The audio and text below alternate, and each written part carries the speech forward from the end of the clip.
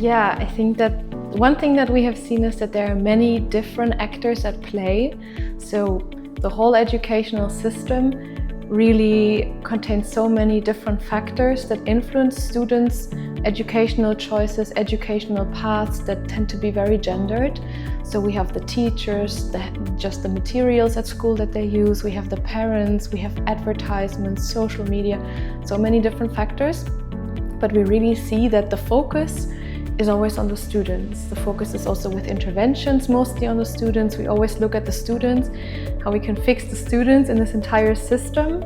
I think another thing that we have seen is that there are many different interventions out there that can be used, and that it is really, really important to choose the intervention wisely that one wants to use. That it's really important to first consider what is actually causing this in my specific situation, what is the root cause that causes students to make gendered educational choices, and to then choose something that's really promising to be effective in that specific situation. And I think the third thing I would say is a very important one as well, that there's a very big emphasis on STEM and getting girls into STEM, which of course is very, very important, but by only focusing on girls and STEM, it really leaves the boys behind. And it also almost indirectly devalues caring professions and all of the other professions that we, for instance, call heat. So everything related to healthcare, elementary education and domestic work that also really show this gender segregation. So we see mainly women there, not many men. And by focusing so much on just STEM and getting girls into STEM, it kind of really even shows again how much we value STEM as a society.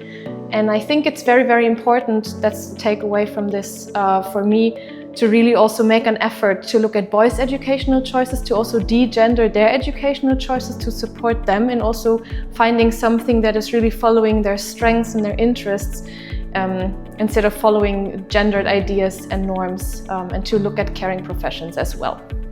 Yeah, so I think what's most important here is those interventions are best that are chosen well. So we've seen that for many different contexts, many different things can be done, and it's really important to first take a step back and consider what is actually going on in this specific situation. So for instance, if we have a situation where girls cannot attend school the entire month because of a lack of menstrual products, it's not gonna really be the most efficient thing for them to see role models that they can identify with that are engineers if they just lack the structural support to attend school as much as boys can. So I think, for instance, that's an example of how we need to really choose the interventions to help in a way that they can really tackle that root cause that is causing most of the problem.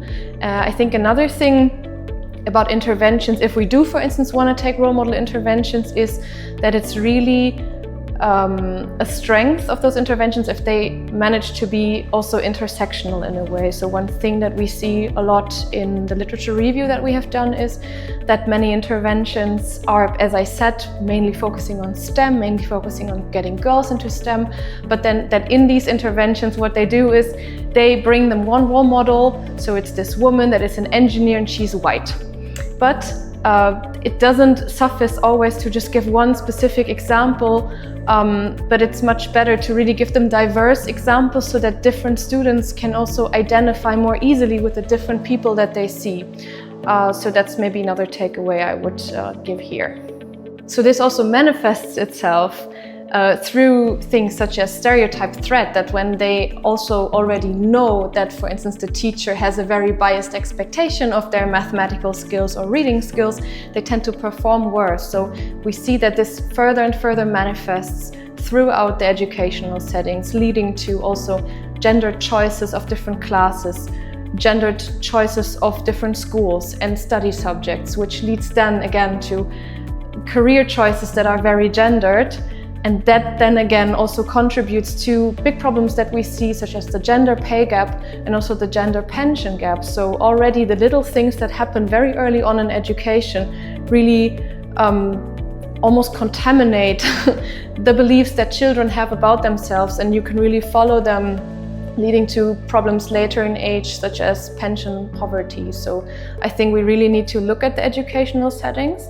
And if there's one thing that I also take away from this, is that structural support for interventions from the government is really important. So we also see in different countries, depending on the government that is in place, it really varies whether, for instance, mandatory trainings for teachers to raise awareness, to help them not reinforce bias that obviously they don't want to reinforce.